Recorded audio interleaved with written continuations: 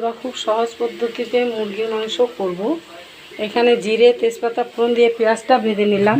আর আগে থেকে মাংসটাকে আধা ঘন্টা ধরে ম্যারিনেট করে রেখেছিলাম।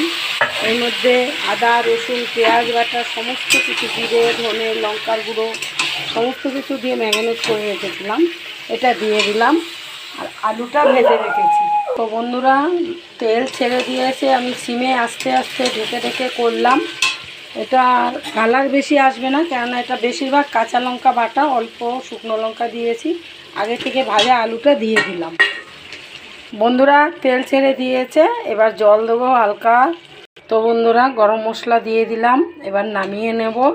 হয়ে গেছে বন্ধুরা, আমার আজকে কমপ্লিট হয়ে গেল মুরগির মাংস।